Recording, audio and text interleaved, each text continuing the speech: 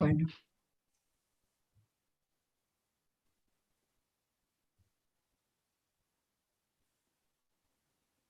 muy buenos días. En esta nueva mañana de trabajo, hoy compartiremos un diálogo con dos reconocidos colegas de nuestra institución, de nuestra casa. Y en verdad digo diálogo porque el intento que nos proponemos desde la Secretaría Científica es que el tránsito por estos encuentros ponga a dialogar la riqueza de las diversas voces que habitan nuestra institución. Para que este diálogo se produzca tendremos que soportar las diferencias, sin necesariamente disolverlas, y eso será una construcción, en verdad, que semana tras semana intentaremos poner en acto. Antes de presentar a nuestros dialogantes, les cuento quiénes me acompañan como coequippers en la coordinación de esta actividad. Ellos son mis queridos amigos y colegas Cecilia Andrade y Diego Luparello. Ambos recogerán las preguntas del canal de YouTube y de Facebook respectivamente. La actividad de hoy lleva como título Tendencias en el psicoanálisis, avisorando el futuro. Como les decía, nos acompañan dos reconocidos colegas de la casa. Abel Feinstein, médico especialista en psiquiatría, magíster en psicoanálisis USAL APA, miembro titular y expresidente de APA, expresidente de FEPAL, premio CONEX de psicoanálisis 2016, ex miembro del board y ex community de IPA. Ha participado en capítulos, en libros y textos en revistas locales de Londres, México, Brasil, Estados Unidos y como editor de On Training Analysis Debates de APA Editorial. También nos acompaña hoy Fernando Uribarri, miembro de la APA y coordinador del espacio André Green de APA, colaborador de André Green en diversos proyectos y en la preparación de todos sus libros desde el año 2001 hasta el 2012.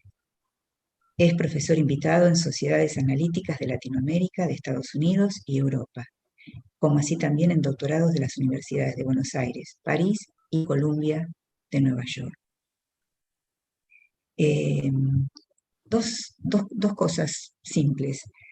Descubrir algo mirando con atención y en todas las direcciones es el sentido más primario que tiene la palabra avisorar.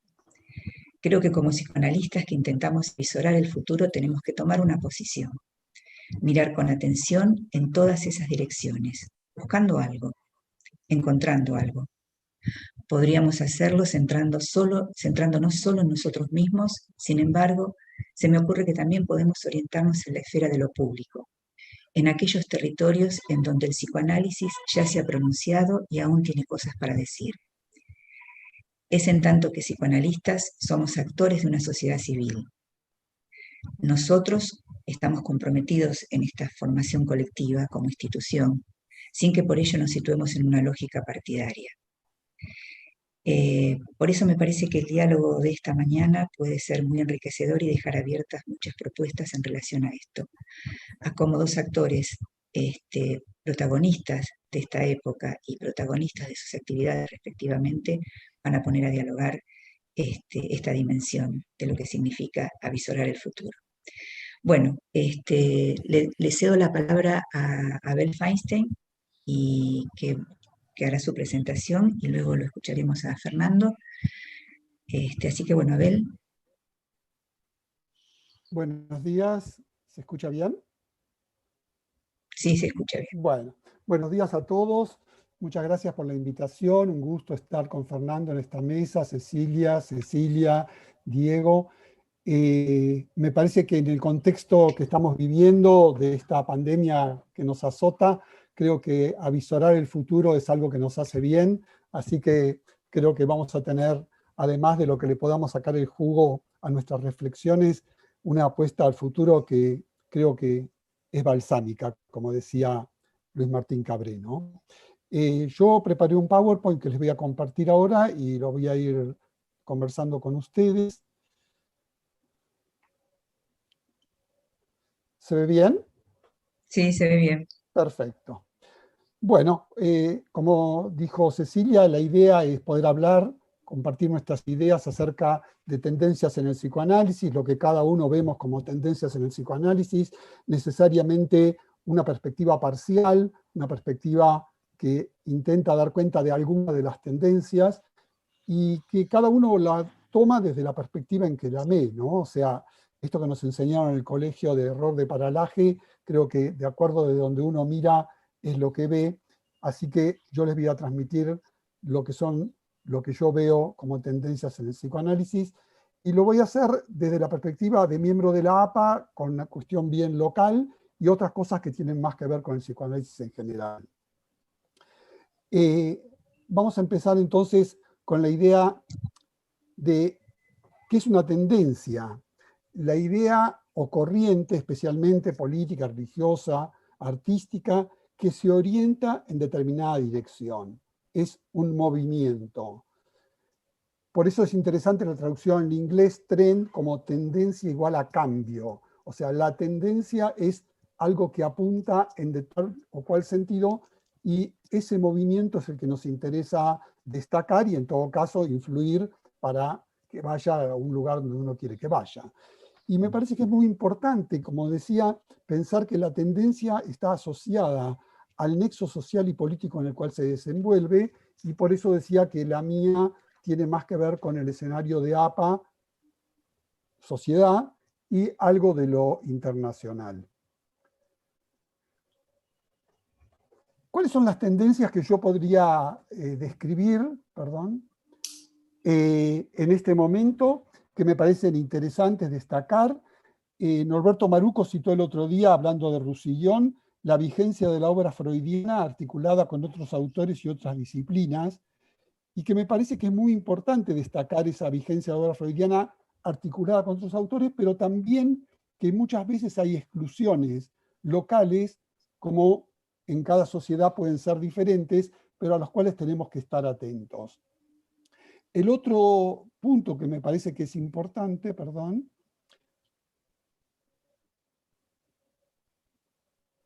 es el peso que tiene cada vez más el marco intersubjetivo, y en ese sentido un reconocimiento a la obra pionera de Pichon-Rivière y después de los Baranger en relación al campo analítico, y también a lo interdisciplinario. Lo intersubjetivo y lo interdisciplinario me parece que marcan un poco las corrientes actuales en el psicoanálisis, y dentro de eso quisiera destacar el trabajo en relación a la diferencia, la alteridad. Y aquí reconozco la influencia de Deleuze, sobre todo en Leticia Glosser Fiorini, que entre nosotros viene trabajando en esto hace mucho tiempo, y que ya en el 2004 editó en la APA el libro El otro en la trama intersubjetiva, inaugurando nuestra editorial. Tercero, el énfasis en el encuadre interno del analista, más que en el encuadre, digamos así, más clásico, y también en un concepto de neutralidad posible, ¿no? Me parece que es importante esta idea de neutralidad posible para caracterizar el psicoanálisis contemporáneo. Por otro lado, una lectura crítica de Freud en temas de diversidad de sexo y género. Entre nosotros nuevamente Leticia Glosser, pero muchos autores en el mundo contemporáneo, Jessica Benjamin, Nancy Chodorow, Ken Corbett, bueno, etcétera, etcétera, Patricia Gerovici, que nos visitó. Y me gustaría contarles que hay un premio que da el Comité de Diversidad y Género, de Diversidad de Sexo y Género de la IPA, que lo da por primera vez el premio Tiresias, para el cual se suponía que íbamos a tener 6 o 7 trabajos siendo parte del jurado, y nos encontramos con la sorpresa de tener 25 trabajos, lo cual muestra el interés que tiene el tema este en el mundo contemporáneo, analistas de Estados Unidos, de Latinoamérica, de la India, de distintos lugares del mundo interesados en este tema.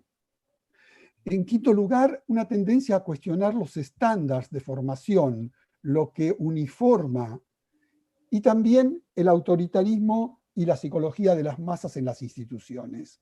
Me parece importante que podamos cuestionar estas cosas. Sexto, una tendencia a la extensión a la comunidad, al arte, a la universidad, a la academia, a la investigación. Y en ese sentido destaco la tarea de IPA en la comunidad, que encaró la gestión de Virginia Ungar, y nuestra colega Liliana Pedrón en el Comité de Psychoanalysis Today, que les recomiendo como lectura el último número de IPA en la comunidad.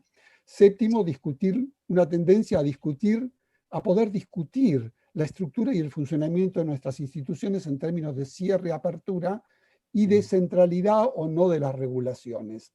Por último, algunas cosas nuevas que ustedes seguramente conocen, el iRead, que es el Diccionario Enciclopédico Interregional de la IPA, el libro Dear Candidate de Fred Bush, compilando analistas de distintas partes del mundo, 38 o 40 psicoanalistas de distintas partes del mundo, su libro también de la Reverie del analista, comparando distintos modelos de Reverie en distintas regiones del mundo, CAPSA, el comité de la IPA que estimula los intercambios, y me parece que en este contexto es muy importante lo que Alberto Cabral rescata habitualmente de Robert Walser, que es el entusiasmo por la diferencia.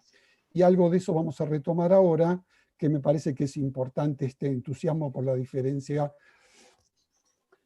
Entre las tendencias cuestionables, me parece que está lo que Badaraco describió sobre los últimos años de su vida, que es a querer tener razón e imponer criterios en vez de articular saberes, atendiendo la hipercomplejidad del campo y las diferencias culturales.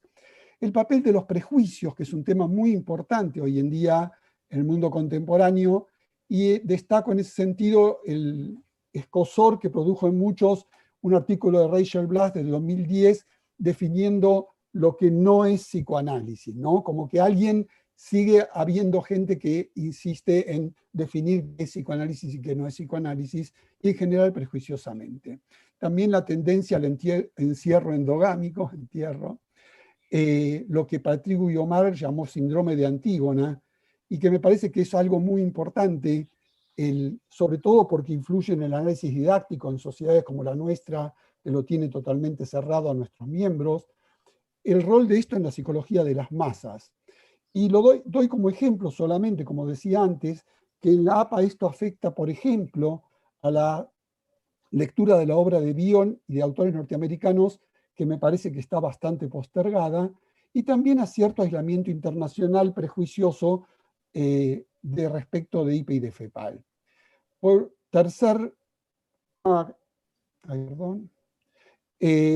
un cuestionable el deseo de volver a una práctica ideal versus un psicoanálisis posible. Esto es de Magda Curie, Claudio Eiserich y Jorge Bruce. Esta idea que después de la pandemia vamos a volver a una práctica ideal, ¿no? Me parece que tendríamos que repensarlo. Cuarto, a despegar el psicoanálisis de una forma de psicoterapia, en vez de lo que yo pienso que es un continuo entre psicoanálisis y psicoterapia, y en eso destaco la obra de Gabbard y Westen, del artículo de Gabbard y Westen, de los distintos mecanismos de acción terapéutica del psicoanálisis, y sobre todo la relación con la regulación afectiva, que me parece que es algo importante en el contexto actual de lo que se piensa del psicoanálisis. Quinto, una tendencia a uniformar la práctica alrededor de la curatipo, lo que les dije antes, y el supuesto saber, cuando la clínica de hoy no puede limitarse al método psicoanalítico freudiano, porque tenemos muchas otras prácticas, con otros pacientes y con otros territorios, como encaró la Secretaría Científica, hospitales, escuelas, universidad, la academia en general. Sexto, a descalificar el análisis del yo y los mecanismos de defensa versus lo que por suerte Roussillon habló el sábado, de los recursos del yo del paciente y del analista. Esto lo dijo Badaraco acá muchos años, un poco sembrando en el desierto, pero me parece interesante que ahora se pueda rescatar, que va junto con lo que Norberto viene insistiendo de la apuesta pulsional. Séptimo, una tendencia a la polarización en la dialéctica entre libido y apego, desconociendo la importancia del apego, por un lado, o lo sexual en el apego, por otro lado, versus el estudio siguiendo a Green, seguramente después Fernando va a hablar de eso, del rol del objeto en la construcción del yo, en el pasaje de la identidad de percepción a la identidad de pensamiento, a la simbolización. Y Roussillon decía el otro día lo terrible de un psicoanálisis que hace desaparecer el objeto. Octavo, el temor a la dilución del psicoanálisis a través de la inter y transdisciplina. Me parece realmente preocupante que todavía se siga pensando en que esto puede afectar al psicoanálisis, y doy algunos ejemplos aquí de, pues si hay tiempo podemos retomar, de Julio Campos, del arrasamiento digital, o de Flavia Costa, del tecnoceno, o de lo que Gaby Goldstein está hablando del giro icónico, solo como ejemplos de cosas que nos enriquecen. Por último, un cierto prejuicio con la investigación académica que tiene que ver con el psicoanálisis, aunque no sea estrictamente el psicoanálisis, porque tiene que ver con la falta de acreditación. Me interesa en este contexto destacar algo que yo he citado en otros lugares, en la APA también, respecto de esto de Ludwig Fleck, que es un químico húngaro que cita un analista americano, Arnold Richards, que es que el pensamiento grupal dentro de un colectivo puede coalescer en una coalescencia, en algo canónico, resistiendo a ideas nuevas, innovativas y expulsando ideas divergentes. Esto es algo que lo escribió estando Freud vivo, Fleck, ¿sí? Y esto estamos todavía lidiando con estas cosas y tenemos que estar alertas a esto. Ahora, frente a ese riesgo de terminar encerrándonos en lo canónico, él plantea que el antídoto son múltiples perspectivas y nuevas voces en intercambio abierto, algo de lo que Cecilia dijo antes. Espero que esto sirva. En relación a esto, me parece que es importante rescatar los conceptos de filiación en relación a la endogamia, porque coincido con Nacio que ser analista supone una filiación, pero tenemos que estar atentos a lo que ya dije de Guiomard, del síndrome de Antígona, y también a lo que Paola Marion, analista italiana, habla de la degeneración narcisista de los mecanismos de afiliación. Esto no es de ella, sino de Irene Ruggiero, otra psicoanalista italiana, pero creo que tenemos que estar atentos a que la afiliación que en nosotros está asociada a la afiliación societaria, hablábamos con Cecilia algo de esto, no degenere narcisísticamente. Y esto lleva a este síndrome de Antígona. Esta es Paola Marion, en esta carta, en este libro que editó Fred Bush, solo existimos en relación al otro, pero que la identificación con un grupo es lo opuesto a trabajo del grupo y en grupo, que es la herramienta más importante para el desarrollo del pensamiento. Y esto es central en la formación, salir de la endogamia, salir de la autorreferencia, pasar de lo doméstico a lo internacional, el acceso a la otredad, a la extranjería, versus lo que Otto Kemper llamó seminarios teológicos. Esto también me parece que es interesante, citado por Pablo Marián, de un conocido nuestro que es Pontalís. El psicoanálisis es una disciplina esencialmente migratoria, de un lenguaje a otro, de un dialecto a otro, de una cultura a otra, de un conocimiento a otro. Y en esa capacidad migratoria, en la tolerancia al encuentro con el otro, como decía Alberto de Walser, en ese entusiasmo por el encuentro con el otro, la duda, la incerteza, descansa el corazón de la experiencia analítica. Aprender a migrar, la experiencia de hacerlo, estimula la reflexión y el aprendizaje, lo cual es importante en la formación. Vos, Cecilia, me decís cuando me descaiga un poquitito de tiempo. Yo voy avanzando. Me parece importante, yo he citado alguna vez esto en la APA o en algún otro lugar, un saber más allá del supuesto. Esto es de dos analistas americanos, Kravis y Friedman. La idea que el posmodernismo ha generado cierto escepticismo acerca de los universales y un vergonzoso desaire de las ideas de causalidad. Por supuesto que tenemos que ponerlas en tensión, ponemos discutir esto, pero me parece que hay que tenerlo en cuenta. Y ellos hablan de una dedicación al saber, al igual que al no saber, dejando de lado lo que se considera una actitud, para ellos, una actitud fóbica hacia el conocimiento. A mí me parece que esto es muy importante, sobre todo para gente que recién empieza o gente que está en formación. Creo que tenemos que decir lo que sabemos, tenemos que saber algunas cosas para poder practicar el no saber. Esto es lo que le decía antes. Me parece que no sirve la idea de un psicoanálisis separado tajantemente de la psicoterapia. Pienso más en un continuo de psicoanálisis a la psicoterapia, con la idea esta de Juan Francisco Jordán Moore, un analista chileno, de que el oro puro no sirve. Esto tomando la metáfora freudiana, ¿no? Las instituciones psicoanalíticas en ese sentido tienen que apelar a múltiples perspectivas y nuevas voces como antídoto del encierro canónico, Esto genera lo que Juan Carlos Capo y Javier García, colegas de Uruguay, hablaron de lo que es un invernadero institucional. Hoy invernadero tiene mala prensa por el efecto invernadero, pero recordemos que invernaderos es donde crecen las plantas. Y esto tiene que ver con algo que escribió Mirta Goldstein de la idea de regular sin uniformar. Acá tenemos la florcita en el invernadero, la transmisión del deseo de búsqueda de desconocido en un invernadero institucional. Esto es lo mismo. Esto es algo que me parece que es importante para ir terminando. Hoy en día se piensa los modelos formativos destacando lo ecológico contextual, que es tratar de adaptarse lo más posible a las necesidades formativas de una persona determinada.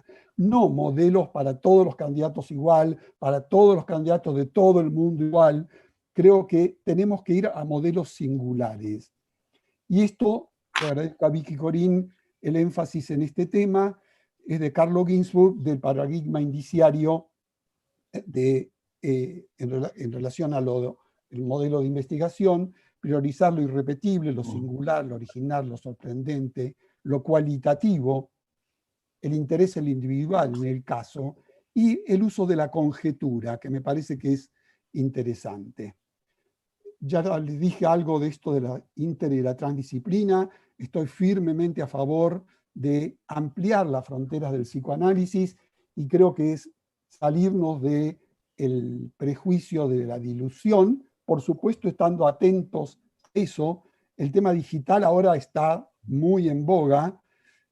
Hoy leí un trabajo de cómo el jueguito Avatar está siendo usado en la terapia de los trastornos de género porque permite la ejercitación de los modelos de género diferentes, digamos, cosas que no escapa a la cabeza de muchos de nosotros que tenemos algunos años.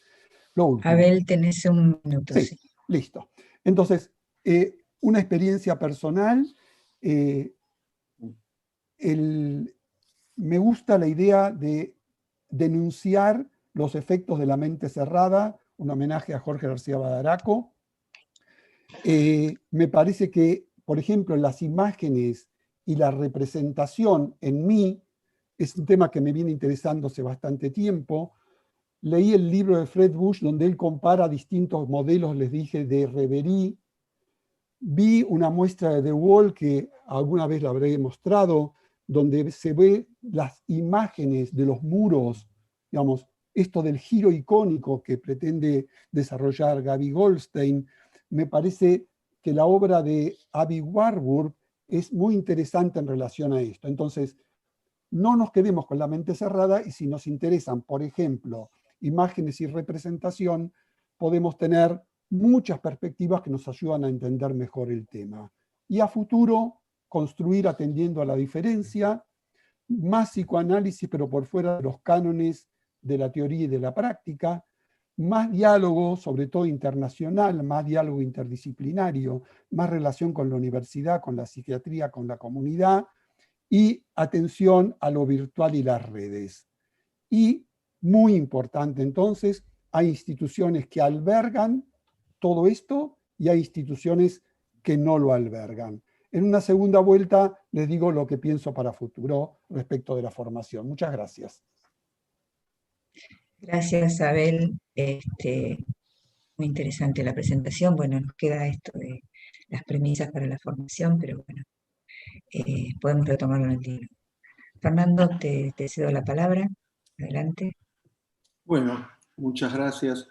Por supuesto, gracias por la invitación a la Secretaría Científica y gracias a todos los colegas de la Secretaría que están participando para animar la reunión de hoy. Para mí también es un gusto compartir con ustedes y conversar también e intercambiar puntos de vista con Abel. Bueno, Abel tiene sobre todo mucho recorrido y presencia nacional e internacional a nivel institucional. Mi experiencia y un poco que charlamos cuando me convocaron tiene más que ver con recorridos internacionales, además obviamente de Buenos Aires. Durante mucho tiempo, cuando yo dirigí durante 10 años la revista Zona Erógena, gran parte de mi trabajo consistió en cartografiar y mapear, ¿no es cierto?, las tendencias dentro del psicoanálisis para tratar de dar cuenta de ellas y poder convocar y publicar trabajos que reflejaran y cuestionaran y problematizaran los movimientos del campo psicoanalítico. Luego tuve oportunidad de trabajar, y lo sigo haciendo desde hace unos 20 años, en Europa, sobre todo en Francia, y en los últimos 10, mucho en Latinoamérica, lo cual me ha llevado, si hablamos del futuro, o de avisorar el futuro, yo hace tiempo que a los fines de la discusión, digamos, no como una tesis, en todo caso como una hipótesis, yo creo que hay algo así como un futuro sudamericano del psicoanálisis. Yo me siento muy contento y agradecido de lo que pude enriquecerme con el psicoanálisis francés y europeo, trabajando con Green tantos años, y en un periodo en el que pude además trabajar y aprender de Laplanche, de McDougall, de Kristeva, con los que tuve y tengo mucha relación. Sin embargo, mi impresión es que, digamos, a la hora de tratar de cartografiar los movimientos y las tendencias en el psicoanálisis, me parece que hay un psicoanálisis instituyente, hay una tendencia instituyente en el psicoanálisis que tiene que ver con movimientos de renovación que por un lado calibran y se comprometen con los desafíos de la actualidad del psicoanálisis y por lo tanto relanzan ciertos legados en contraposición, me parece, yo diría que hay tres grandes movimientos, por empezar con una descripción muy elemental, me parece que hay una tendencia que es un psicoanálisis instituyente, me parece que hay un psicoanálisis instituido, que es conservador, es el psicoanálisis, por supuesto, institucional, pero también con sus ideologías, digamos, conservadoras en cada región, y también, digamos, más allá de cada región, transversalmente es el psicoanálisis de las escuelas post-freudianas, que funcionan, digamos, con sus lógicas dogmáticas, con sus articulaciones militantes y sus teorías reduccionistas, que tienen una función obviamente identitaria para cada grupo que se compone de este modo. Creo que es uno de los polos conservadores importantes en el psicoanálisis, y hace a un psicoanálisis donde predomina lo instituido por sobre lo instituyente. En el psicoanálisis instituyente hay un investimiento del futuro como apuesta a la transformación, digamos, de la teoría y de la clínica psicoanalítica y del proyecto analítico, ¿no? Me parece que es inherente a esa corriente instituyente el concebir el psicoanálisis como un proyecto ligado a la transformación subjetiva y también a la transformación de la cultura, ¿no es cierto? Y en eso contrasta mucho, me parece, con la visión que tiende a ser un poco más cerrada sobre los propios campos o capillas de las tendencias conservadoras, que bueno, cultivan la institución, lo ya instituido, lo ya pensado, ¿no es cierto? En general todos conocemos, hay un investimiento de figuras referenciales y de reverencia en cada una de estas corrientes dogmáticas, ¿no? En cierto modo es un psicoanálisis necrófilo, ¿no? Y me parece que hay una tercera tendencia, que es algo así como un psicoanálisis sobreadaptativo, un psicoanálisis sobreadaptado, ¿no es cierto? Me parece que, por ejemplo, un ejemplo entre tantos de esta última tendencia, me parece que se puede ver en algunos movimientos o en algunos procesos donde el psicoanálisis no opera tanto, digamos, en términos de divulgación, por ejemplo, ¿no? Yo creo que hay una función importantísima del psicoanálisis extramuros, como lo llamaba Laplanche, que tiene que ver con el diálogo con la cultura y tiene que ver con poder llevar el discurso psicoanalítico a otros territorios, donde, por ejemplo, la divulgación tiene un lugar importantísimo. Nuestros pioneros lo hicieron formidablemente, la APA tiene una tradición al respecto. Creo que hay algo distinto, que es una tendencia muy marcada en los últimos 5, 10 años, pero en los últimos 5, que es el psicoanálisis de autoayuda, ¿no? Es una versión del discurso degradado del psicoanálisis, sobre todo a los fines de su circulación en los medios de comunicación, ¿no es cierto? Y entonces es un psicoanálisis de autoayuda, en su forma más degradada, uno sabe si es autoayuda para el que lo va a consumir o autoayuda para el que lo produce, pero en todo caso ya no es el de la divulgación, y mucho menos el de la interdisciplina, ¿no? Y creo que son síntomas, digamos, son síntomas de una cierta sobreadaptación a la cultura posmoderna. En términos un poco polémicos, yo tengo la impresión de que tal vez se inscriba entre la segunda y la tercera corriente que yo mencioné, entre lo instituido por su carácter dogmático y entre lo sobreadaptativo, por su carácter netamente posmoderno, un aspecto central de la corriente, o sea, hay una nueva corriente militante en el psicoanálisis actual, o sea, hay otras que conocemos que tienen décadas, la que se ha constituido en los últimos 10 años o 5 con mucha fuerza, ¿no es cierto?, es la corriente intersubjetivista, que es un fenómeno más reciente de corriente dogmática, militante, primero en Estados Unidos, ¿no es cierto?, con Owen Rennick, etcétera, en un proceso que era más local, digamos, producto de la crisis de la psicología del yo y del dogmatismo de la escuela de Hartman, Chris, Lowenstein, que durante mucho tiempo fueron tremendamente reaccionarios y conservadores en todos los sentidos, desde ideológico general hasta la formación, la teoría y la técnica, de un reduccionismo pauperizante, y en un movimiento pendular, ¿no es cierto?, viniendo de la costa oeste, no solo, pero en gran parte, un movimiento con mucha influencia ideológica de la New Age, ¿no es cierto?, donde hay muchos de los valores del discurso posmoderno en su versión anglosajona norteamericana y de la New Age que impregnan el discurso de la teoría intersubjetivista y de las propuestas. Por ejemplo, una cierta variante del análisis mutuo que ellos proponen, donde el analista se abre. Lo que pasa es que es curioso que alguien proponga el análisis mutuo que Ferenczi practicó hace 80 años, sin historizar las consecuencias que tuvo la experiencia de Ferenczi, qué podemos aprovechar, qué podemos tratar de evitar repetir. En ese sentido, es un psicoanálisis tal vez marcado por la cultura norteamericana, bueno, como sabemos que a veces piensa que Buenos Aires es la capital de Río de Janeiro, en su mundo, digamos, autorreferencial, no tiene ninguna historización de las propuestas que hace, y en su versión de los últimos 3-4 años ha hecho un rebranding. Ustedes saben que el marketing tiene el branding es la marca es el eje del marketing. Entonces esta corriente política militante que en la IPA ha ganado la presidencia y tiene distintas expresiones, se rebautizó como psicoanálisis relacional, que tiene varios aspectos. Yo creo que tiene uno que es muy militante y que es una especie de máquina de, digamos,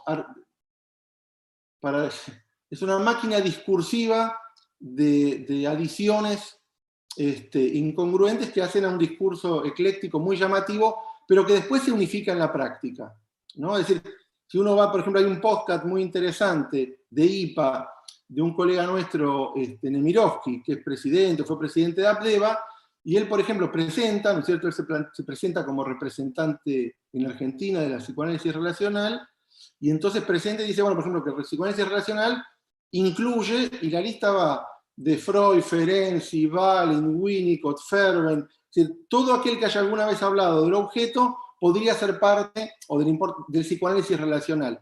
Cuando lo cierto es que estos autores y muchos otros, sobre todo Mitchell, Owen Rennick, es decir, los autores que son verdaderamente el núcleo de esta corriente teórico-clínica, tienen modelos de base epistemológicamente incompatibles con los otros. Por supuesto, uno puede hacer el esfuerzo de articularlos. Lo propio de esta corriente es no hacer el esfuerzo de fundar esa relación y sumar a todos los que se sientan cómodos poniendo el acento en lo relacional. Metapsicológicamente todos comparten la idea de que el fundamento pulsional del psicoanálisis, el fundamento freudiano, está caduco, ¿no? Entonces, en la teoría está caduco el fundamento pulsional, en la clínica se trata de una relación abierta, donde lo que el psicoanálisis contemporáneo reconoce, que es que un analista cirujano, un analista espejo, un analista anónimo es imposible y contraproducente, se ve invertido de una manera posmoderna, llevado al otro extremo, y la idea es que el analista opera por sus enactments, es decir, por sus pasajes al acto, inconscientes. Entonces, la teoría de la contratransferencia y de la acción del analista me parece que es llevada a un extremo donde yo no encuentro, digamos, que hayan aportes que justifiquen o que sean convincentes, ¿no? Es mucho más la fuerza discursiva y la proliferación repetitiva por el peso político que tienen sus representantes, que el desarrollo, digamos, de un discurso, incluso con coherencia interna. Yo pienso que este es un discurso, por eso es bastante posmoderno, porque aunque hay autores que algunos son muy brillantes, Ogden, por ejemplo, en general el discurso no tiene la consistencia interna que tuvieron, por ejemplo, el modelo de Melanie Klein, o el modelo de Lacan, o el kleiniano, lacaniano, incluso el bioniano, y en ese sentido yo noto, viajando por Latinoamérica, dando clases en Brasil, en México y también en Europa, me llama mucho la atención como un fenómeno nuevo, y en un sentido es como, digamos, tiende a reconocer los problemas de lo que se llama el psicoanálisis contemporáneo y le da una respuesta posmoderna, sobreadaptada a la ideología dominante, ¿no? Entonces me parece que es una expresión muy fuerte de la ideología y de la cultura dominante, sobre todo en Estados Unidos y en los países centrales, traspasada al campo del psicoanálisis, ¿no? Bueno, después me parece que es interesante pensar que todas estas corrientes tratan de responder o de resolver a su manera la crisis del psicoanálisis. Yo creo que el psicoanálisis atraviesa una crisis que tiene algunas décadas. En su momento Echegoyen, como presidente de IPA en Barcelona, lo planteó abiertamente como un hecho y como un problema y un desafío. En su momento, en el 75, en Londres, Green lo planteó, dijo, bueno, espero no escandalizar a nadie si digo que el psicoanálisis está en crisis, ¿no es cierto? Esta crisis tiene factores externos, factores que tienen que ver con el campo histórico-social y la relación del psicoanálisis con él, factores intermedios que tienen que ver con las instituciones, y factores o dimensiones internas que tienen que ver con la evolución de la teoría y la clínica psicoanalítica de maneras divergentes, sobre todo a partir de la era post-freudiana, donde las escuelas nacionales crearon modelos, por un lado, extraordinariamente ricos y originales, innovadores respecto de Freud, y a la vez cerrados desde el punto de vista de cada escuela y su funcionamiento dogmático, que los ha encerrado, digamos, en general son conservadores y están en lo instituido porque funcionan en un tiempo mítico. Si no es un tiempo histórico, es el mito que cada escuela construye de ser los verdaderos herederos de Freud. Me parece que contrapuesto a eso hay una corriente que lleva muchas décadas, pienso que la APA ha tenido un rol fundamental, que es la del psicoanálisis contemporáneo, entendida como proyecto de desarrollo de un psicoanálisis específicamente contemporáneo. A mí me parece que, digamos, lo que se puede, o lo que yo puedo avisorar como lo más potente e interesante en el campo psicoanalítico, tiene que ver especialmente con esta corriente instituyente que tiene, me parece, dos aspectos. Yo diría que hay un aspecto más innovador y un aspecto más renovador. El innovador quiere construir un modelo o paradigma específicamente contemporáneo, el renovador quiere renovar el uso y los aportes de algunos grandes autores, sobre todo Bion, Winnicott, para responder los problemas actuales. Pero estas dos corrientes tienen un aspecto en común que para mí es clave, epistemológicamente e históricamente, postulan una especificidad del malestar contemporáneo. Es decir, el psicoanálisis está confrontado con desafíos específicos que no son iguales a los de las etapas anteriores del psicoanálisis. Y en ese sentido me parece que, digamos, ahí hay un punto de partida, es un aporte que me parece muy fecundo. Me parece que contemporáneo, ustedes saben, la idea de un psicoanálisis contemporáneo cambió, sobre todo a partir del año 2000, cuando Green publicó el libro Ideas Directrices para un Psicoanálisis Contemporáneo, en el que la idea de contemporáneo dejó de ser un adjetivo para referirse a lo actual, lo que hacemos actualmente los analistas, obviamente es un sentido de la expresión, para pasar de un sentido sustantivo, es decir, un tipo de psicoanálisis que reconoce la especificidad de los desafíos contemporáneos desde el punto de vista histórico-social y desde el punto de vista teórico-clínico.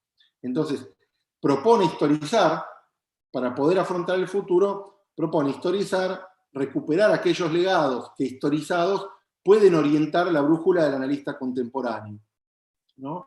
Entonces, la diferencia, dicho muy simple, es que para los analistas contemporáneos, Green, McDougall, Laplanche, Pontalis, Madé Baranger, Norberto Maruco, entre nosotros, el psicoanálisis contemporáneo, yo iba a decir reconoce, pero por lo menos propone, ¿no? Yo creo que es cierto, que ha habido distintas etapas que han llevado a poder construir distintos modelos teórico-clínicos acordes a esas etapas para el psicoanálisis. Muy brevemente, ha habido una etapa freudiana, obviamente inspirada en la obra de Freud, pero también de todos sus seguidores, centrado en la neurosis, ¿no es cierto? Esa etapa freudiana construyó un modelo teórico-clínico para dar cuenta de la neurosis, que además encarnaba una forma paradigmática en la histeria, o en la histérica, del malestar de la cultura de su época. Digamos, en ese modelo, por supuesto, hay una teoría del conflicto intrapsíquico, un pensamiento clínico centrado en la atención libre y la asociación, en la atención flotante y la asociación libre. Después ha habido un cambio extraordinario con las escuelas post-freudianas, donde el eje se cambió. Es decir, si pensamos en Klein o en Lacan, sabemos que los pacientes de referencia, los cuadros de referencia tienen que ver con la psicosis, ¿no? El intento de elucidar la psicosis que Freud no había realizado motoriza a estos grandes autores. Ahora, eso implica un cambio enorme. ¿Sí? Implicó un cambio en la teoría, ¿no es cierto? Un acento puesto sobre el problema del objeto y la dimensión intersubjetiva, y un cambio en el pensamiento clínico que llevó a la introducción de la noción de contratransferencia o de deseo del analista en el modelo lacaniano. Ahora, el psicoanálisis contemporáneo existe, y cuando Green habla en el 75 de una crisis, y menciona estas tres corrientes, dice, bueno, momento freudiano, momento post-freudiano, y un momento contemporáneo, ¿por qué? Bueno, entre otras cosas porque hay nuevos pacientes problemas que no pueden ser ni entendidos ni tratados en base al modelo freudiano solamente o en base a los modelos post-freudianos. Son los estados límites de la analizabilidad, las estructuras no neuróticas, que a la vez expresan transformaciones cualitativas en el campo histórico-social.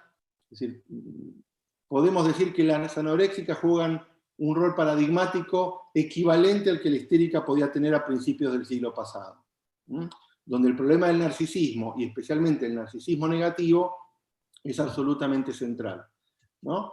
Entonces, así como Freud en 1905 tenía que intervenir desde el psicoanálisis para criticar a una cultura que exigía un exceso de represión de la sexualidad, provocando la nerviosidad moderna, nosotros nos encontramos con el desafío de tener que intervenir. En ese sentido yo creo que hay una perspectiva de politización sana del psicoanálisis. Abel citó los trabajos de Magda Curi en San Pablo, hay otros ejemplos de intervención en el campo histórico-social, reconociendo la especificidad del malestar posmoderno o del malestar contemporáneo, respecto al cual el psicoanálisis está obligado, no solo socialmente, sino en la clínica, de situarse. O sea, necesitamos un psicoanálisis situado que, de hecho, en el trabajo cotidiano en el consultorio, tiene que dar cuenta del malestar histórico-social, del malestar contemporáneo. Por ejemplo, todos sabemos, hace ya bastante tiempo, que hay un trabajo, condición del proceso analítico, que en general nos vemos obligados a hacer, y que tiene que ver con nuestra época, en el cual es preciso establecer condiciones para la emergencia de la intimidad del paciente, del sujeto, consigo mismo, porque vivimos en una cultura que tiene una forma de alienación y de desubjetivación donde la intimidad es colonizada, por lo que algunos autores han teorizado como sociedad del espectáculo. La sociedad del espectáculo implica un funcionamiento donde el predominio de la imagen telecomunicacional satura la imaginación subjetiva. Como dice Frederick Jameson, vivimos en una época en la que es más fácil imaginar el fin del planeta que imaginar el fin del sistema social en el que vivimos. Entonces hay un trabajo, ¿no es cierto?, para poder investir la propia subjetividad, para poder investir el propio pensamiento, que es condición del proceso analítico. Es un trabajo con el encuadre. Los analistas nos hemos vuelto, ¿no es cierto?, especialistas en el uso de una herramienta que existía pero que no habíamos teorizado antes del psicoanálisis contemporáneo. El psicoanálisis contemporáneo viene en la teoría a decir, tenemos pacientes problemáticos que necesitamos elucidar y no nos alcanzan las teorías freudianas y post-freudianas, necesitamos producir síntesis y articulaciones de lo intrapsíquico y lo intersubjetivo. Por ejemplo, a partir de una teoría más compleja de la simbolización. Roussillon dio alguna pista el otro día, Green, McDougall y otros autores también las han dado. Fernando, La clínica, te quedan un par de minutos, ¿sí? ¿Cuánto? Un par de minutos, ¿sí? Así Bueno, podemos. un par de minutos para cerrar, está perfecto. Y después podemos conversar. El complemento clínico tiene que ver en el psicoanálisis contemporáneo con lo que Green llamó el pensamiento clínico, noción que ha tenido mucho eco que implica, como lo mencionó también Abel, el acento puesto en el encuadre interno del analista. Entre otras cosas quiere decir que la contratransferencia ya no es más el concepto marco que predomina por sobre los otros conceptos de la teoría de la técnica. El concepto de encuadre es introducido por el psicoanálisis contemporáneo y teorizado. Blecher es el gran pionero con su artículo de psicoanálisis del encuadre psicoanalítico. En Europa se lo cita más que en Argentina, lamentablemente se lo trabaja muy poco.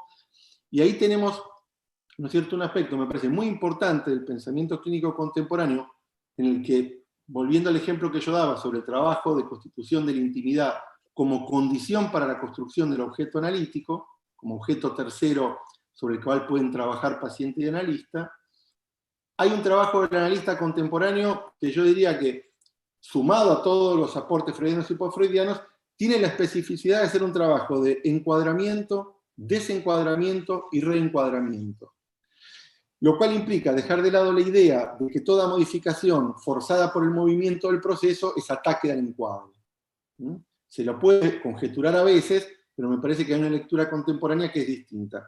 Y un último minuto para decir lo que me parece que es muy alentador, es un desafío para todos nosotros, me parece para quienes estamos en APA y para todos los que nos inscribimos en la tradición del movimiento psicoanalítico argentino. Yo creo que el movimiento psicoanalítico argentino, y APA en particular, tiene un extraordinario futuro a sus espaldas.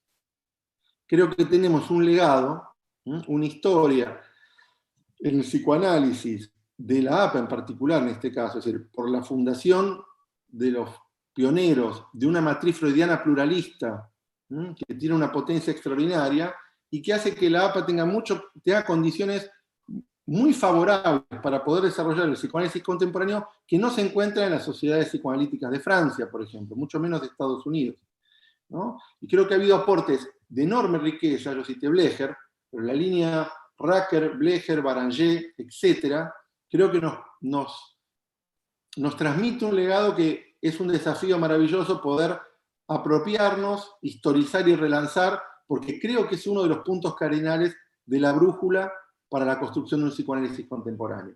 Bueno, por supuesto habría mucho para charlar, pero lo hacemos dialogando.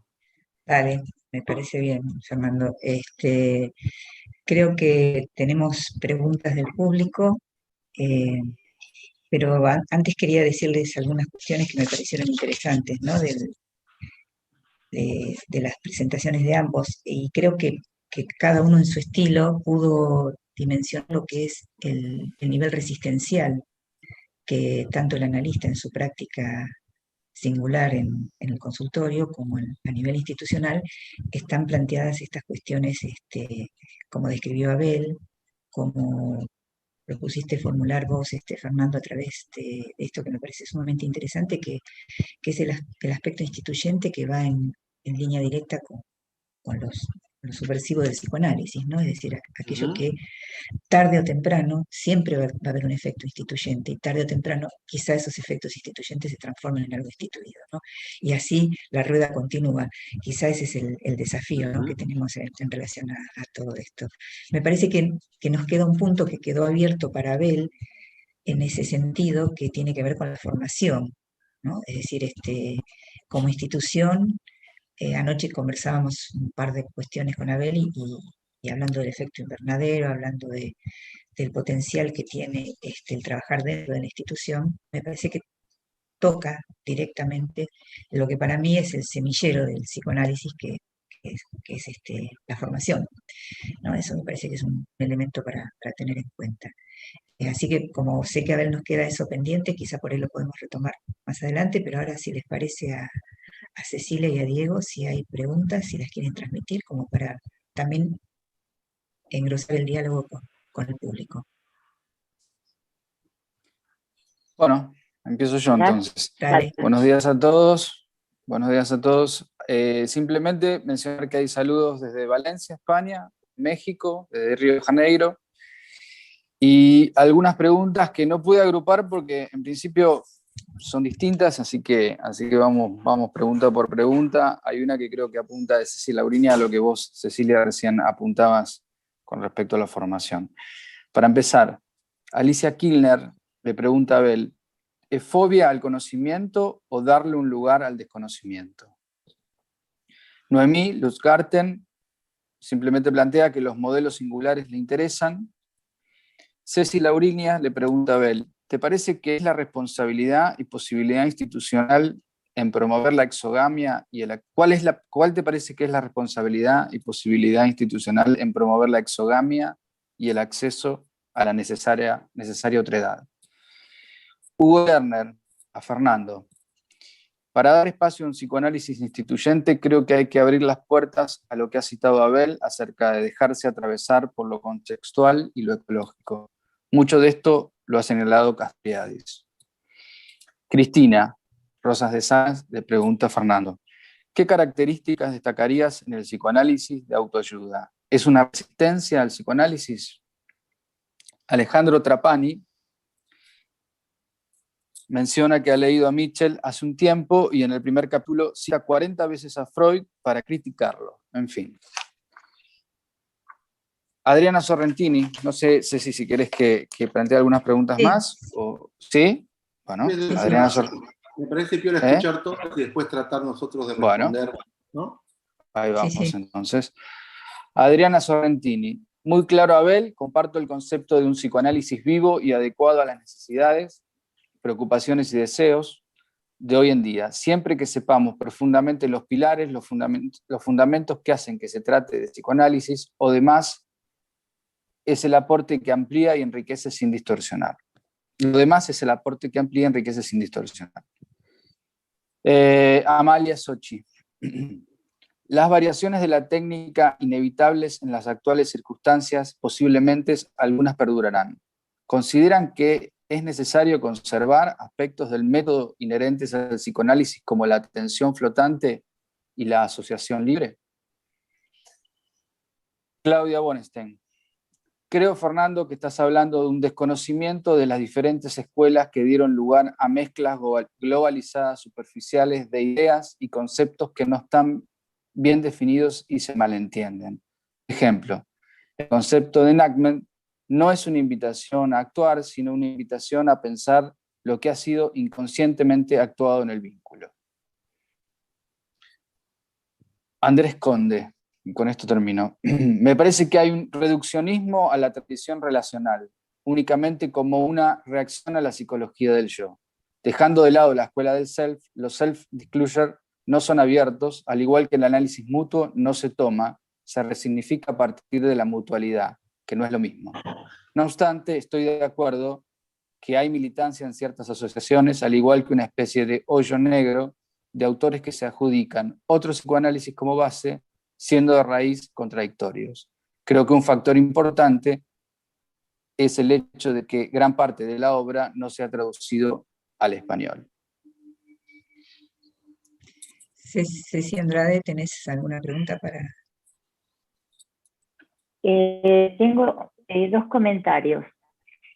Uno de Ana Fabre, que dice que es muy interesante y necesario el diálogo que se está dando, y de Teo Devoto, que felicita a Abel por la interesante exposición y que quiere señalar que la formación en APA contribuye de manera eficaz a tu idea de una formación singular del analista en formación.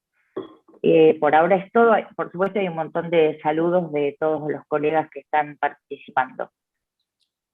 Bueno, muchas gracias. ¿Les parece que iniciemos una ronda de diálogo entre ustedes, de respuestas? Una cosita más quería agregar al tema que habías traído, Fernando, que me pareció también interesante, que es el concepto de divulgación. Porque me parece que en un momento de hiperconectividad tenemos que estar advertidos también, ¿no? De cómo el psicoanálisis se pronuncia y se divulga a partir de los medios, ¿no? Que me parece que también es un tema que hace a las políticas de transmisión y de difusión del psicoanálisis, ¿no? Ese concepto. Bueno, no sé qué les parece, como... Abel, tenés que prender el micrófono, por favor. Bueno, en principio, muchas gracias a todos por los comentarios. Voy a hacer alguna puntuación en relación con lo de Fernando primero y después de las cosas que escuché de las preguntas. En relación con lo de Fernando, estamos básicamente de acuerdo. Voy a poner una pequeña diferencia, pero bueno, creo que es importante. Me parece que no tenemos que tirar el agua con el bebé. Creo que es cierto que hay ese psicoanálisis sobreadaptado a la cultura dominante y que quizá algo de la corriente intersubjetiva puede tener que ver con eso, pero me parece que no podemos dejar de lado el peso. Por eso cité el artículo del libro de Leticia que editamos en el 2000 nosotros, la APA, que es El otro en la trama intersubjetiva. Y con esto estoy hablando de Pichon, agrego a Pichon Rivière en la lista que hiciste de Racker, Blecher, Baranger. Digamos, me parece que Pichon es el que está detrás de ellos, que muchas veces lo hemos dejado de lado.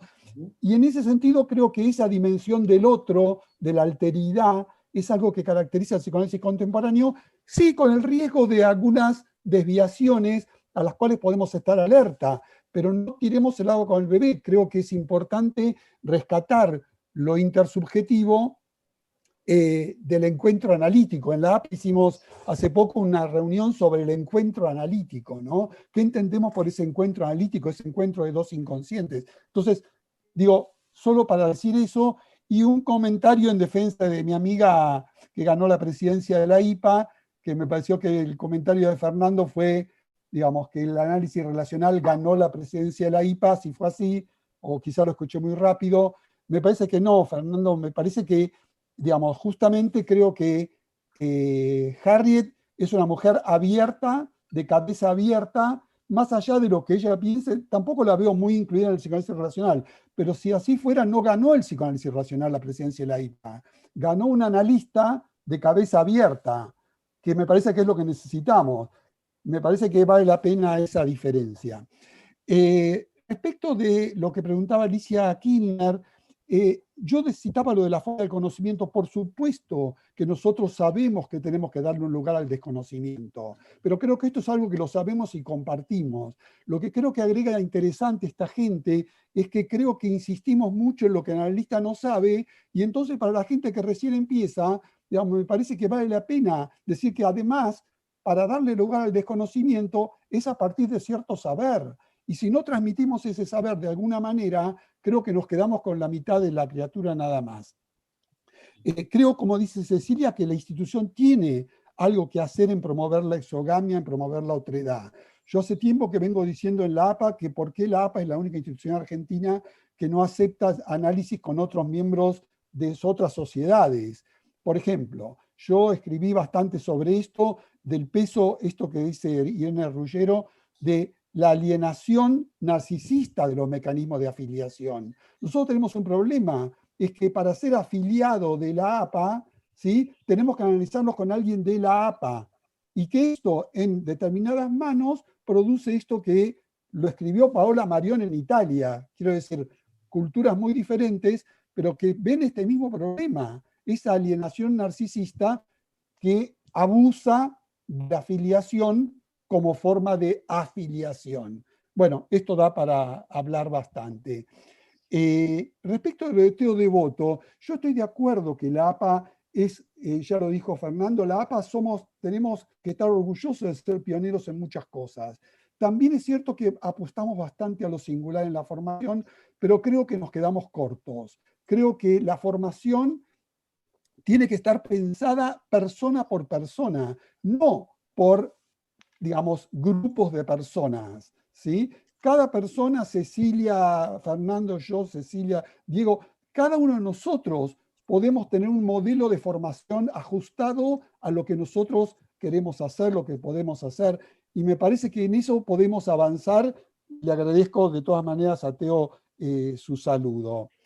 Y coincido por último con lo que decía Fernando del psicoanálisis necrófilo, que para mí tiene que ver en buena medida con eso de lo instituido cuando se encierra endogámicamente. Porque, como dice Paola Marion, la posibilidad de aceptar que hay otras cosas, por eso insisto en que no tiremos el agua con el bebé de lo intersubjetivo, ¿sí? O sea, tiene muchas cosas muy interesantes lo intersubjetivo.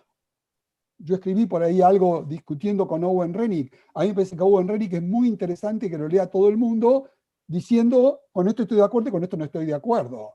Pero no me parece un autor para no leerlo, si tuviera que hablar de formación. Y bueno, creo que dije bastantes cosas respecto de lo que decía Cecilia del tema de la formación. A mí, un punto que me parece que es muy importante es que el efecto de transmisión se evalúa a posteriori. Y eso resulta en buena parte de los residuos transferenciales habitualmente reprimidos por la institución. Esto es de Azuri, se lo agradezco a Vicky Corín. O sea, la transmisión se evalúa a posteriori. No nos gastemos demasiado en poner reglas para obtener resultados. Veamos qué obtenemos. Y aquí la tarea de los working parties me parece que es muy interesante y felicito al Instituto Ángel Garma que los haya incluido en su formación, porque me parece que sirve para evaluar el efecto de transmisión. Bueno, por ahora basta. Fernando. Sí.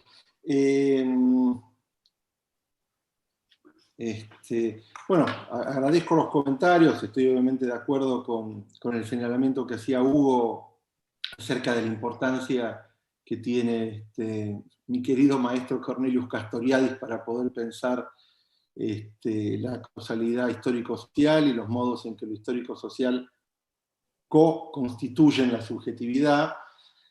Bueno, yo, digamos, creo que efectivamente la cuestión del intersubjetivo y la intersubjetividad es central. La cuestión es que requiere una conceptualización de lo intersubjetivo que no encuentro consistente en el movimiento militante del psicoanálisis relacional. Entonces hay por lo menos dos grandes problemas. El primero y principal es que es una corriente militante.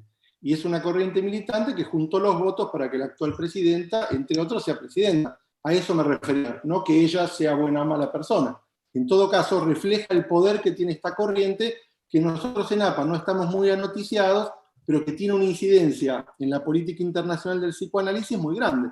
Me parece importante poder pensarlo nosotros en APA y conocerlo.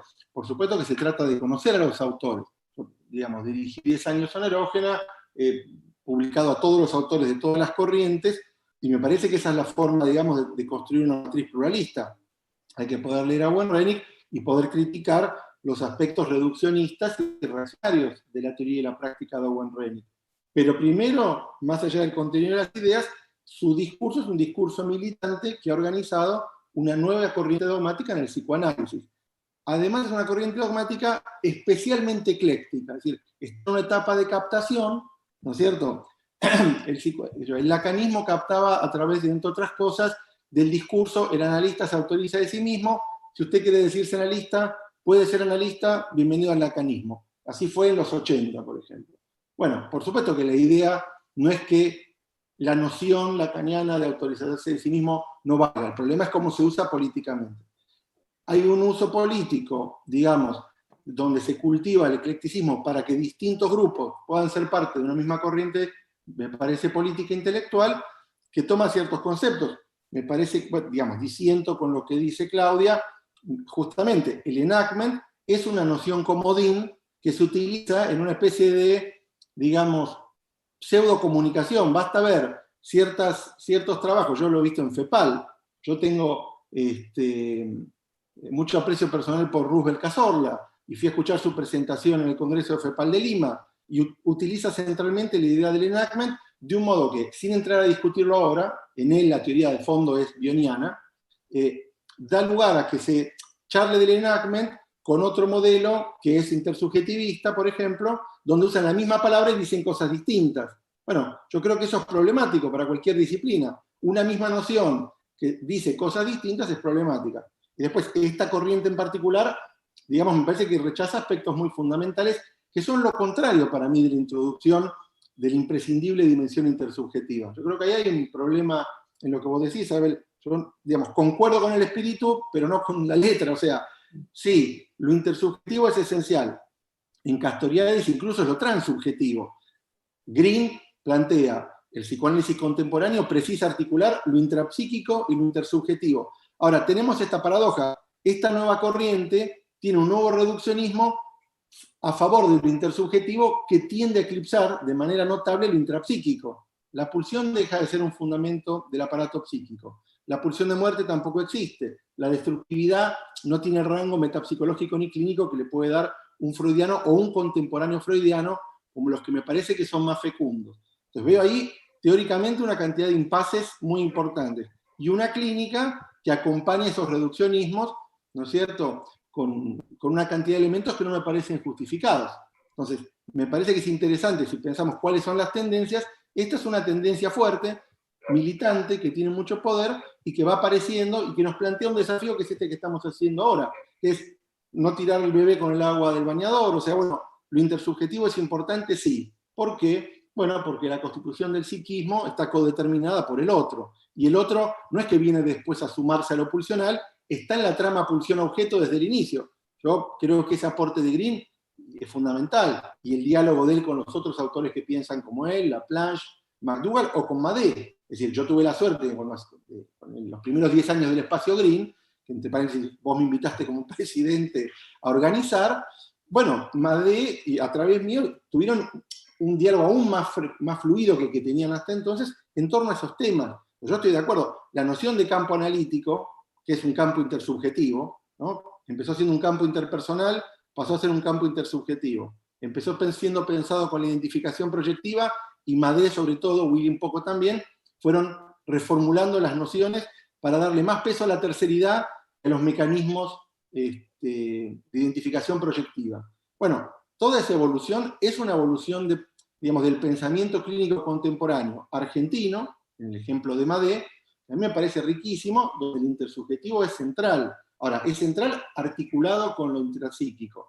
Me parece que esta corriente es reduccionista, entonces, militante en lo institucional y en la política general, reduccionista, antifreudiana en la teoría, y con consecuencias técnicas que me parecen un empobrecimiento notable, que expresan la ideología sobreadaptativa de un sector del psicoanálisis a la posmodernidad. Yo creo que efectivamente es un tema que nos concierne, ¿no?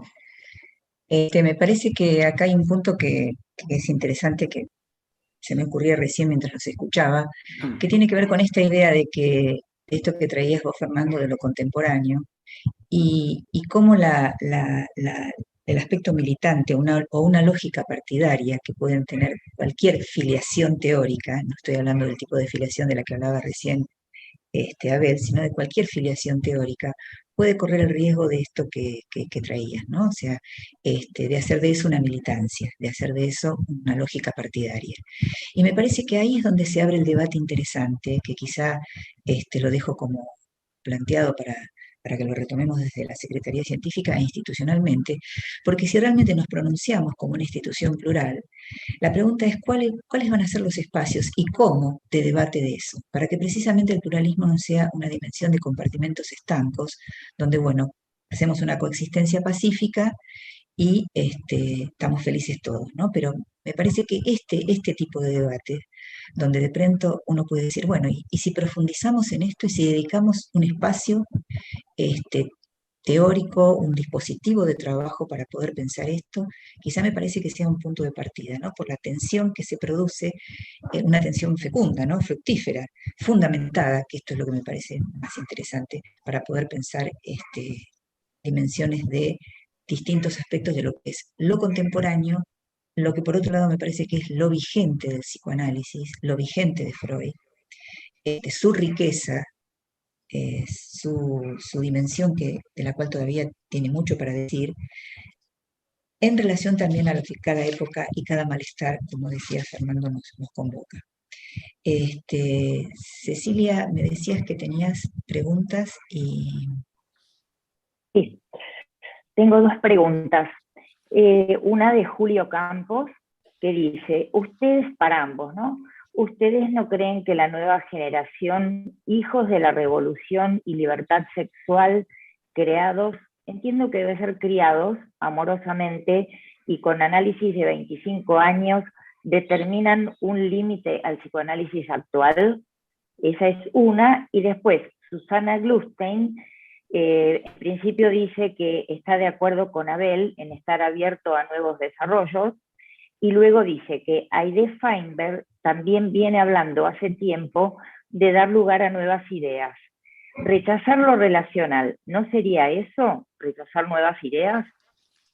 Esas son las preguntas. Gracias, Cecilia. Abel. Sí. Bueno, primero quiero saludar, bueno, a todos, pero muy especialmente a gente que nos escucha de tan lejos. Está Julio Campos ahí en Porto Alegre, está Ana Fabre en México, que tuve el placer de conocerla en el Congreso de FEPAL. Un saludo especial a ella y por supuesto a Alejandro Trapan y toda la gente que nos sigue habitualmente y otros que no siquiera conozco. A mí me parece que Spilka, yo cité por ahí en alguna oportunidad, tiene escrito respecto de cómo lo inconsciente necesita de las instituciones y las instituciones muchas veces necesitan aplacar lo mismo que pretenden transmitir, que es la dinámica de lo inconsciente. Y que en eso la dialéctica entre saber y poder es muy importante. Y acá retomo lo que preguntaba Cecilia Lauriña.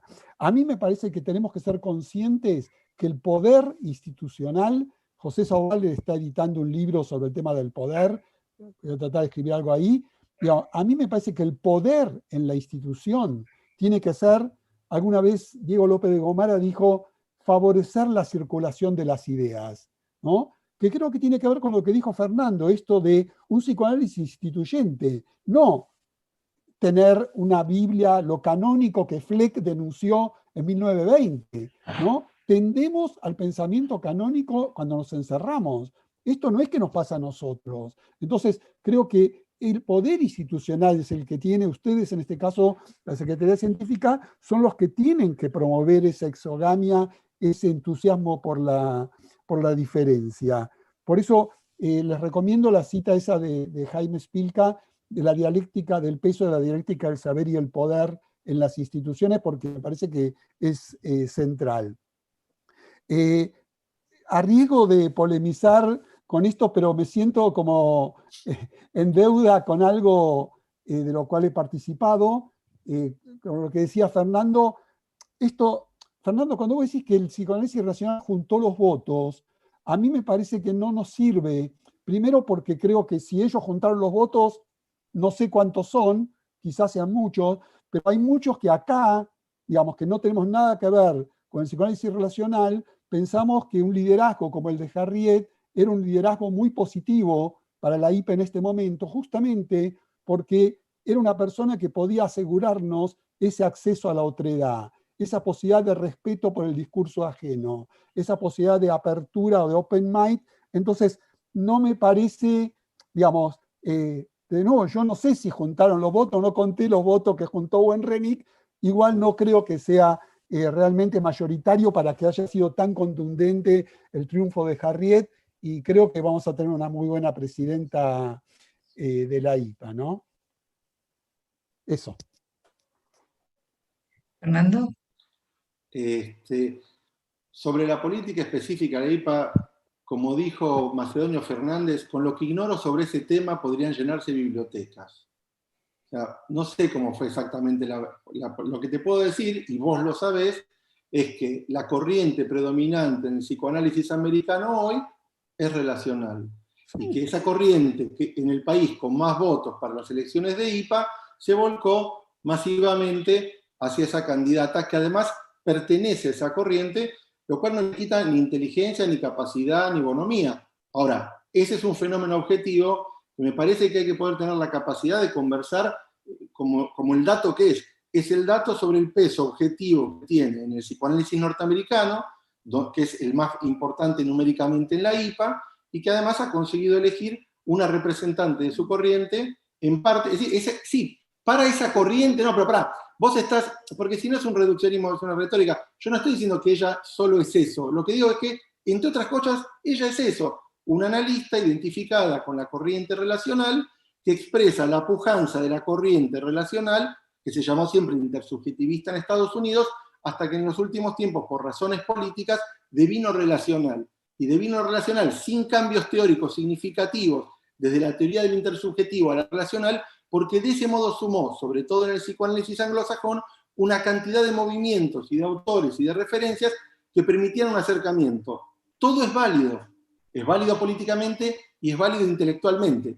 a la vez nosotros, como lectores, por decirlo así, yo no participo activamente en la política de la IPA, tenemos esa diferencia de posiciones, vos sí sos un actor dentro de APA y de IPA, entiendo, digamos, que puedas estar alineado o trabajando en colaboración con ella o con los que fueran, pero como lectores me parece imprescindible cultivar un pluralismo crítico. Nosotros tenemos un problema en APA, es decir, tenemos la suerte de que la reforma del 70 introdujo algo revolucionario, muy fecundo y todavía vigente, que es el pluralismo, ¿no es cierto? Y que terminó además con el funcionamiento de casta medieval de los didactas.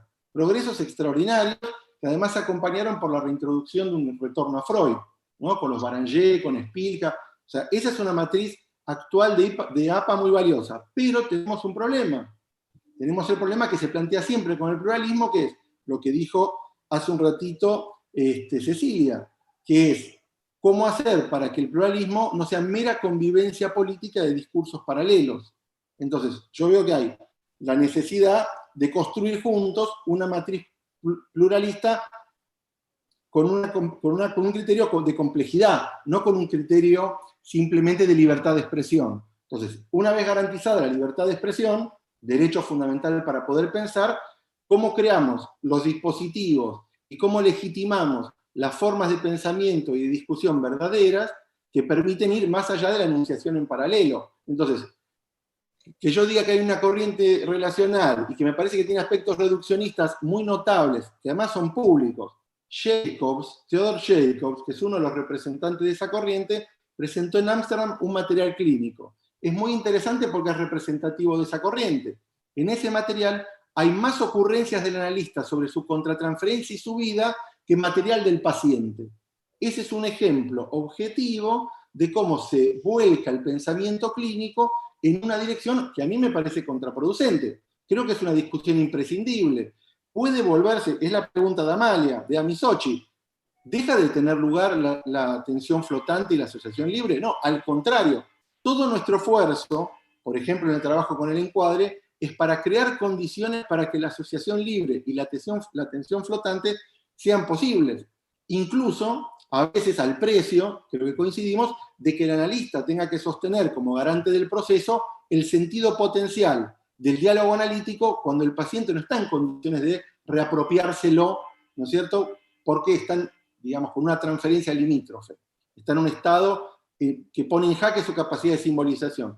El analista, el trabajo sobre el encuadre interno, el trabajo que se vuelca sobre las variaciones del encuadre externo, apuntan a que la asociación libre sea verdadera asociación libre, una asociación bajo vigilancia de un paciente que está perseguido y está desbordado, y que el analista pueda hacer la atención flotante. Bueno, eso es lo contrario de lo que hace Jacobs en la sesión interactiva que presentó, está publicada en la revista DAPA, Ámsterdam 1993. Esa es una vía de enriquecimiento, yo pienso que es una vía de gran empobrecimiento para el psicoanálisis, y es una discusión que me parece imprescindible, porque esta corriente tiene mucho peso.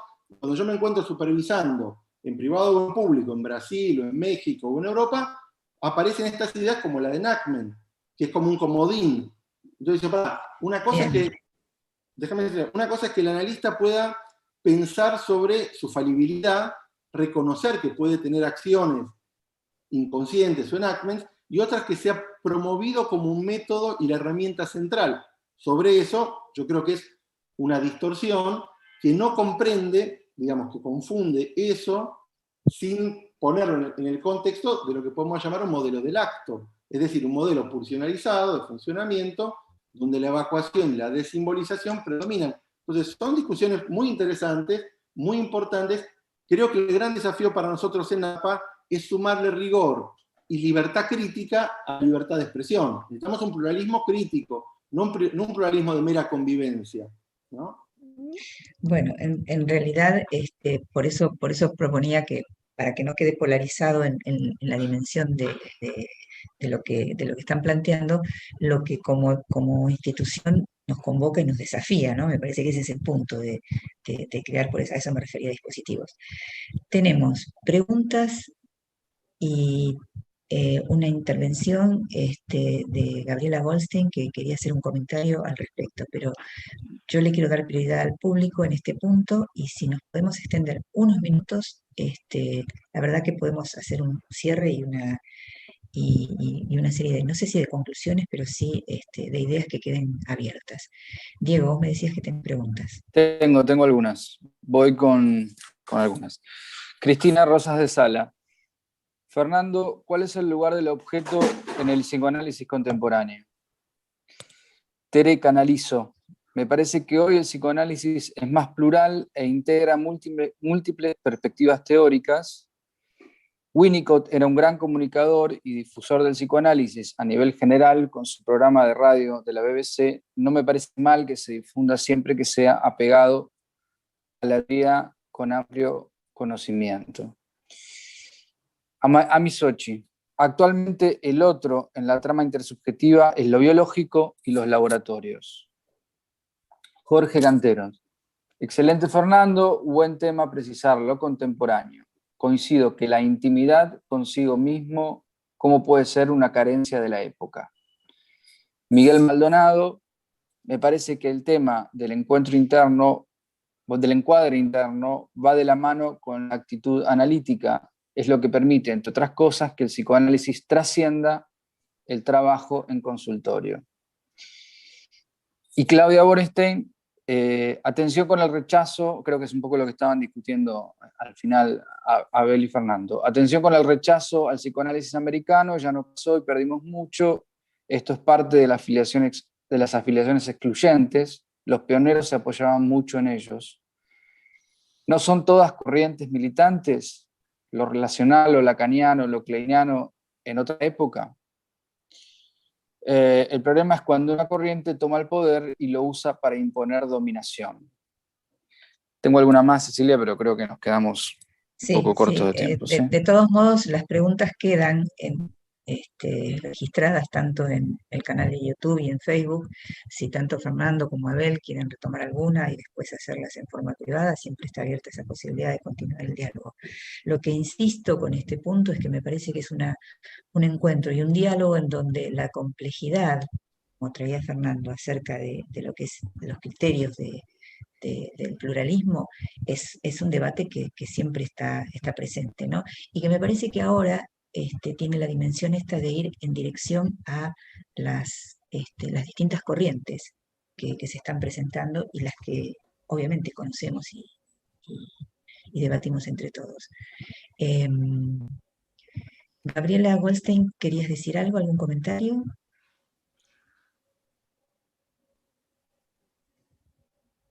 Gaby, si estás ahí, mueve la mesa. Sí. Había leído, Ceci, simplemente felicitarlos muchísimo. Este es el tipo de debate que despliega la Secretaría Científica y que esperamos tener y poner en acción, como está sucediendo ahora. Ahora me prendieron la cámara. Bueno, creo que las puntuaciones que hicieron son para seguir un largo rato.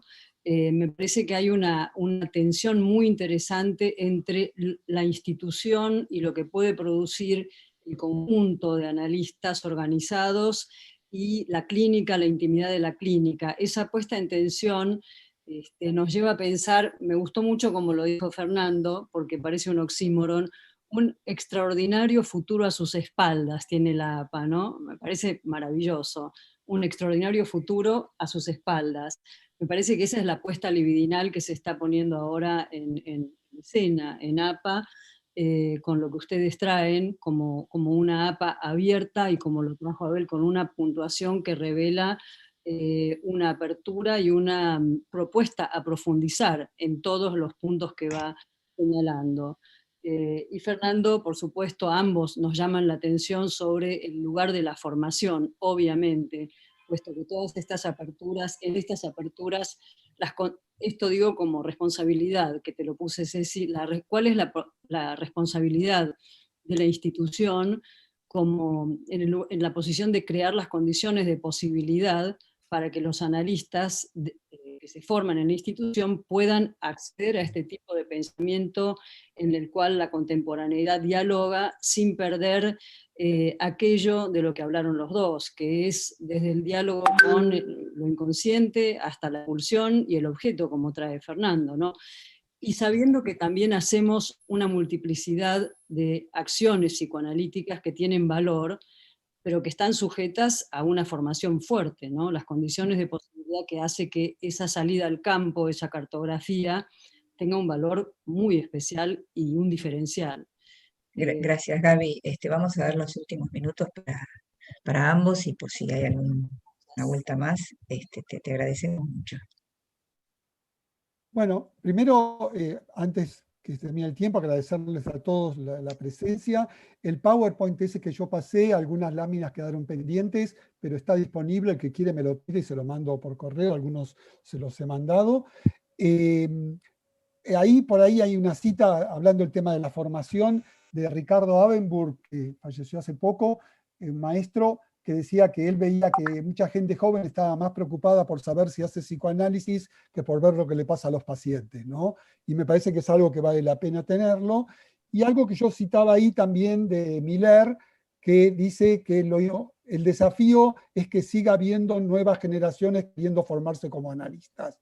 Y me parece que es algo que no tenemos que perderlo de vista, ¿no? O sea, queremos que haya nuevas generaciones y que se formen de la forma que nosotros pensamos que es el psicoanálisis más productivo, más de trabajar, como decía Fernando antes. Y en ese contexto rescato lo de Paola Marión, que lo van a ver en el PowerPoint, porque me parece que es muy importante esto del psicoanálisis migrante de Pontalí, ¿no? O sea, que todo lo que es diálogo con el afuera, y el afuera tiene que ser internacional. Hoy en día no podemos pensarnos que porque la APA es una sociedad grande, podemos tener un diálogo interno. Creo que tenemos que abrirnos al diálogo internacional. El idioma es cruel, pero me parece que esa apertura hace algo al efecto de transmisión si pensamos como Pontalí. Y en ese mismo sentido pienso el valor de la universidad, ¿no? Ya saben que pienso que no tenemos que ser una universidad, pero tenemos que estar en contacto con la universidad.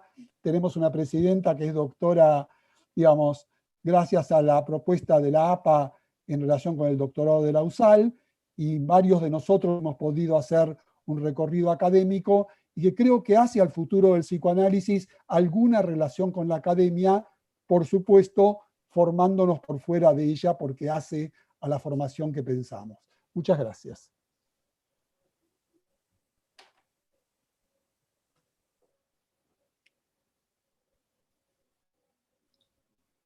Bueno, respondo a algunos de los comentarios para cerrar.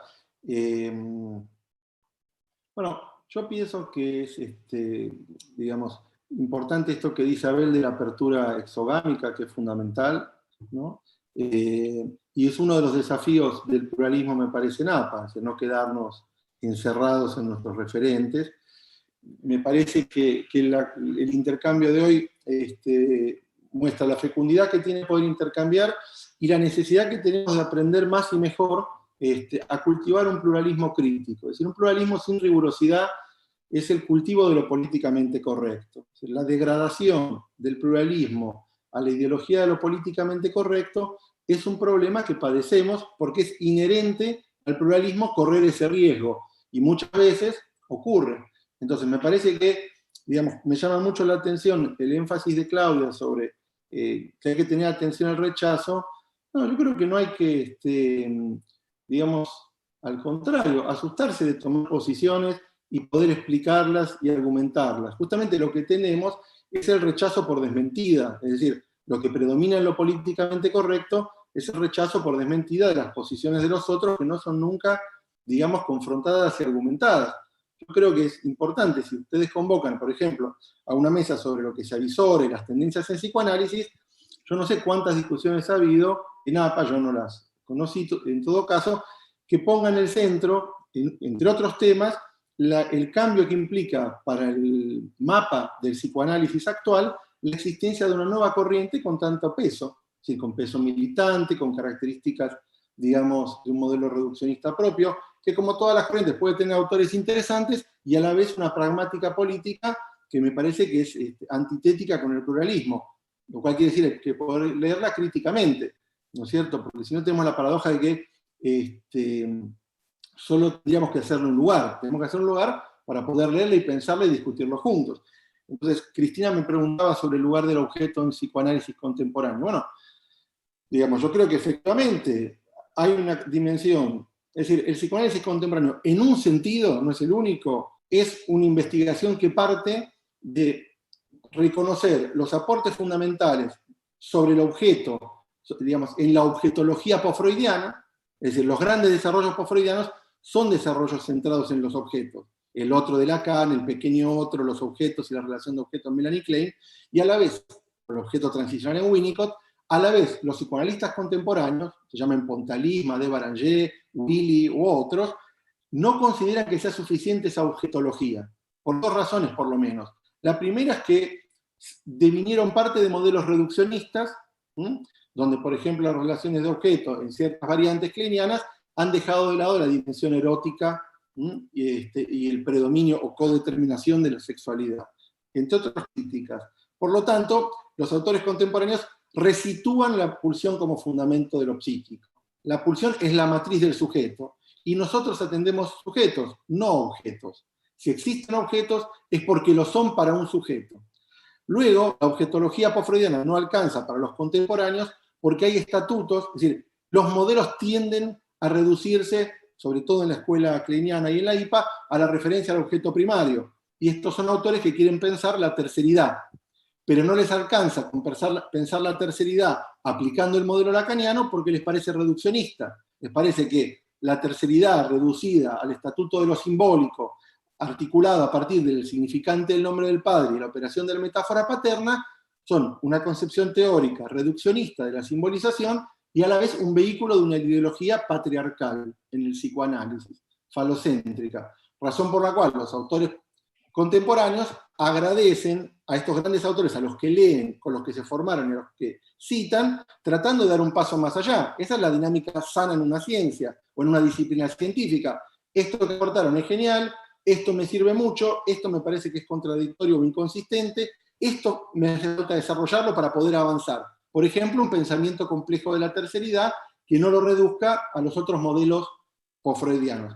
Entonces, el lugar del objeto es fundamental, porque esta dimensión de la terceridad, la complejidad que requieren, van para el lado de la dimensión intersubjetiva como constitutiva del sujeto para el psicoanálisis, o mejor dicho, como co-constitutiva. Green lo llama par pulsión objeto, y dice, el objeto no viene a sumarse después, es parte de la trama de la subjetivación originaria.